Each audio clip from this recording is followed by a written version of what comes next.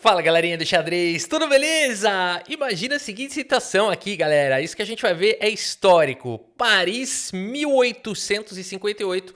Paul Morphy, americano de 21 anos de idade, tá em uma turnê pela Europa, destruindo todo mundo no xadrez. Literalmente todo mundo. Ele acabou de bater o Anderson, que era o melhor jogador do mundo na época. E não tinha mais ninguém pra poder enfrentar a sua altura, né? Então, numa noite, ele foi convidado para o camarote do Duque Karl de Brunswick, no Salle Le Pelletier, uma das casas de ópera mais elegantes de Paris.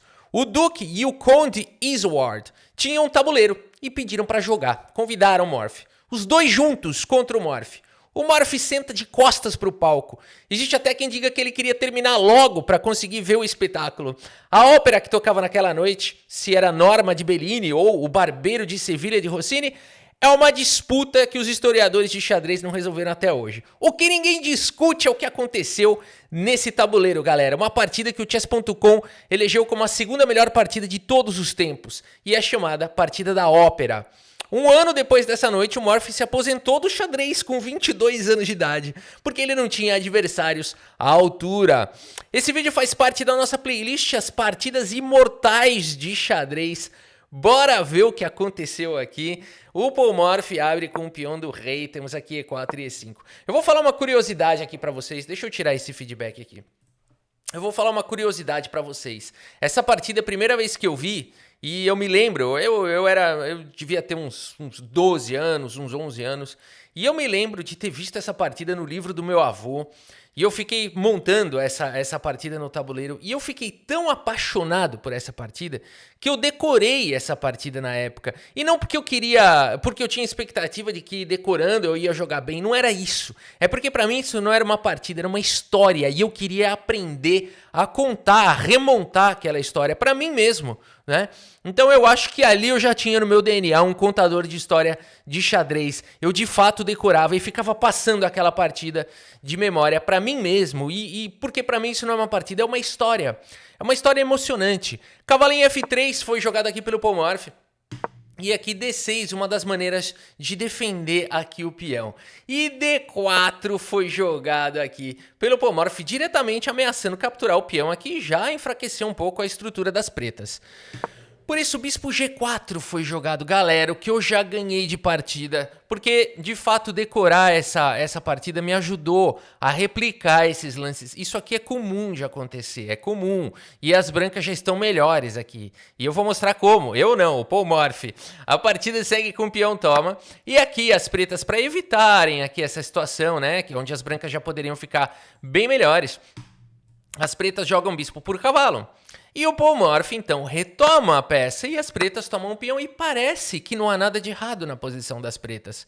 Mas o Morphy vai mostrar aqui os problemas que as pretas já enfrentam, começando com bispo C4 e esse lance ameaça dama por peão checkmate. Claro que algo deve ser feito aqui, cavalo em F6 foi jogado, um lance que faz o bloqueio, agora não dá mais para capturar em F7. Mas as brancas já estão aqui com uma vantagem que dá para levar para a vitória se essa posição for bem jogada, porque agora as brancas têm dama B3. E galera, eu já joguei isso provavelmente uma dezena de vezes, ou até mais, tá? Então, de tão comum que é cair nessa posição, tá? Então é bacana essa partida, porque além de tudo ela ensina você jogar contra quem joga lá o D6, né? Para defender o peão quando você joga cavalo F3 na abertura. Bora ver. Aqui dama em E7 foi jogado. Olha, notem que não dá pra jogar. Você fala, dama E7 é ruim, vai ficar na frente do bispo. Quero jogar dama D7 pra proteger aqui. Não dá, né? Tá tendo um dama por B7 aqui que é perigosíssimo. Então dama em E7 foi jogado porque agora, se dama por B7, pelo menos as pretas têm dama B4 aqui com cheque. Essa é a ideia do par aqui, da duplinha, do Duque e do Conde, né? O Duque e o Conde querem trocar as damas e com isso amenizar um pouquinho aí o ataque do Paul Morphy. Estaria bom demais trocar esse monte de peça.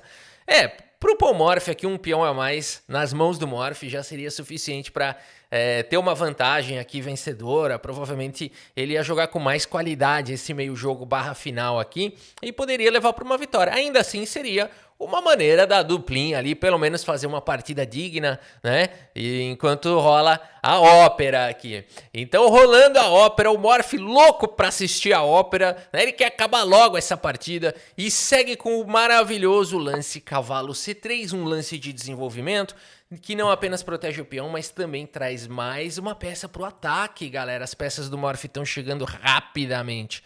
E aqui a duplinha pensou no lance C6, que de fato é o melhor lance da posição, porque já inibe aqui o cavalo e ele não pode então continuar os seus ataques. E o Polmorph segue o quê? Desenvolvendo peça. Galera, é impressionante a superioridade de Polmorph em relação a qualquer jogador do mundo da época. É provavelmente a maior superioridade que já existiu na história do xadrez. O Polmorph por muita gente é considerado o melhor jogador da história. Sobre isso, muitas pessoas têm opiniões diferentes. Alguns falam Bob Fischer, outros falam Kasparov, outros falam Carlsen, e os apaixonados falam Mikhail Tal, que certamente é um dos melhores da história. E, no entanto, uma coisa que é inquestionável, né? Isso não é questão de opinião. A superioridade do Morph nunca teve igual na história. Ele estava muito à frente do seu tempo. E aqui ele segue com um desenvolvimento completo de peças. Olha isso aqui, cara. Isso aqui é perfeição. A partida segue com B5. E a gente tá falando que ano que é isso aqui? Eu não comentei pra vocês o ano, né? Vou comentar aqui rapidamente. 1858, galera. Pensa, já faz quase 200 anos. O cara jogando nessa qualidade é impressionante. B5 foi jogado. Poxa, parece um bom lance. Vou tirar o bispo daqui desse ataque. Vou começar a desenvolver as peças. Uma tentativa digna. Mas Polmorph vai para o melhor lance da posição. Ele aproveita a sua superioridade de desenvolvimento, a facilidade de trazer a torre para o ataque, e a falta de desenvolvimento das pretas e a dificuldade de proteger o rei. E por isso o Polmorph segue com o lance cavalo por B5, galera. Sacrificando aqui um material, capturando um peão, ganhando, né? Aqui então, praticamente você tem que tomar esse cavalo, porque você fala assim: eu vou trocar a dama aqui agora, vou dar cheque, por exemplo. Não foi jogado. Quando a tela fica azul, é uma variante que a gente está estudando. Não foi jogado isso. Mas vamos lá, vamos dizer que a duplinha lá fala: não é hoje que o Polmorph vai ver a ópera, não. Vai ter que ficar de costas para a ópera o tempo todo, porque a gente vai enrolar ele aqui, vai dar cheque, vai trocar peça. O Polmorph teria C3 aqui, numa boa. Então, por exemplo, depois de peão toma, bispo toma com cheque, né? Esse é o ponto todo. E depois recuperando material e ficando com 2 peões a mais. Além de tudo, aqui tá cravado, né? Então, nem esse peão tá caindo. Superioridade forte pro Polmorph. Por isso não tem jeito, tem que tomar mesmo esse cavalo. E o Polmorph segue com o único lance da posição, que é bispo toma. Dama toma estraga tudo, dama toma, dama cobre, já não fica legal. Bispo por peão cheque não dá pra cobrir de dama, por isso o cavalo de bem D7 foi jogado. E olha, parece que a posição das pretas é sólida, as pretas têm uma peça a mais. Tudo que as pretas precisam aqui é conseguir rocar, não sei como, mas é a esperança das pretas, conseguir dar um cheque aqui, trocar as damas e rocar e ter uma peça a mais. E esse cavalo, cá entre nós, parece estar bem seguro aqui, ó. Mas Polmorph mostra que é pura ilusão. Grande roque foi jogado. Que lance bonito, cara. Que lance bonito. Quase todas as peças do Polmorph estão jogando. Quem não está jogando ainda é essa torre, mas presta atenção no que vai acontecer na partida. O Polmorph vai pôr todo mundo para trabalhar. Nem que ele tenha que sacrificar alguns aqui nesse ataque imparável. Galera, grande roque é um lance maravilhoso. Um lance, além de tudo, tem uma estética, né, única. Grande roque foi jogado trazendo a torre para o ataque.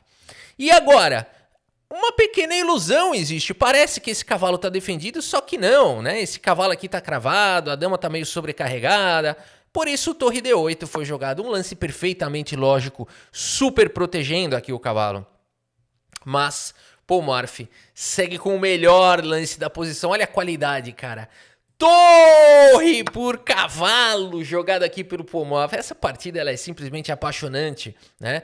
Porque o Polmorph vai entregando as peças uma a uma para construir um ataque indefensável. Você não vai querer capturar aqui de cavalo, afinal de contas está caindo a dama. Você não vai querer capturar de dama por motivos óbvios. Por isso, torre toma foi jogado. E o Polmorph segue então trazendo a peça que ainda não tinha jogado. E por mais que o Polmorph tenha uma torre a menos nessa posição, para olhar, uma torre por 2 peões, uma torre a menos. O Polmorph está construindo um ataque e não está dando tempo das pretas fazerem nada. Que adianta ter uma torre a mais se essa torre não está jogando, muito menos o bispo, e o rei está exposto? Polmorph, que belo ataque. Mas aqui o lance jogado foi dama em E6. Notem que dama B4 já não adianta mais, né? Aqui a dama tá protegida e essa torre tá cravada. Você pode eliminar o defensor aqui da torre. Acabou. Isso aqui é arremate, né? Bispo por cavalo, não adianta nem trocar a dama. Esse aqui é checkmate, pra ter ideia, né? Não adianta, eu vou querer trocar a dama. Acabou o jogo. Agora eu posso assistir a ópera, né? Então não dá pra jogar isso. Por isso, dama em E6 foi jogado um lance lógico, tentando trocar as damas, tentando amenizar o ataque. Afinal de contas, as pretas têm uma torre a mais. Dá pra devolver um pouquinho de material aqui e salvar o rei. Mas o Polmorph não permite nenhuma reação. Porque ele vai provar que esse lance aqui também foi ruim, porque Morph segue com bispo por torre com cheque. E as pretas falam, finalmente, cavalo por D7 foi jogado. As pretas aqui ainda têm um pouquinho de material a mais. Para pra ver, tem uma peça a mais por 2 peões. Um cavalo a mais por 2 peões, dá pra jogar. Tudo que as pretas precisam agora é tirar o bispo, o Rokai, e tá tudo certo. Mas Polmorph anuncia nesse momento mate em 2 lances, galera. Se você quiser dar pause nessa posição e tentar encontrar o mate em 2, aqui que pérola, que beleza de partida. Vale a pena. Puxa vida. E eu espero que você tenha encontrado aqui dama B8 com cheque. O que é isso? Essa partida é inesquecível. Essa partida é de chorar. A partida segue com o lance cavalo por B8. E aqui Polmorph finaliza, meus amigos, com torre D8, checkmate. Essa partida de fato me emociona porque ela me traz essa lembrança mesmo do meu descobrimento, né, do xadrez, da minha paixão pelo xadrez. Começou com essa partida. E eu acho também que ela me trouxe esse elemento de que eu sempre enxerguei o xadrez como uma história emocionante, nunca como um jogo apenas, mas sim como uma história. E eu me lembro de passar e repassar essa partida no tabuleiro várias e várias vezes, né? Então é isso, e vamos olhar a precisão aqui do Polmorph nessa partida. A gente teve 97,5% de precisão pro Polmorph. Aqui finalmente ele tá livre para poder assistir a ópera, né? Era tudo que ele queria. Ele ganhou o convite para estar nessa ópera caríssima, né? Agora ele pode assistir, porque ele fez 97,5% de precisão e 2 lances brilhantes, cavalo por peão e a finalização com dama B8, seguindo com o mate. Muito bem, galera, mais uma pérola aqui na nossa playlist das partidas imortais de xadrez. Espero que vocês tenham gostado aqui da partida e do vídeo. Muito obrigado pela sua audiência, um grande abraço para todos vocês e até a próxima. Valeu!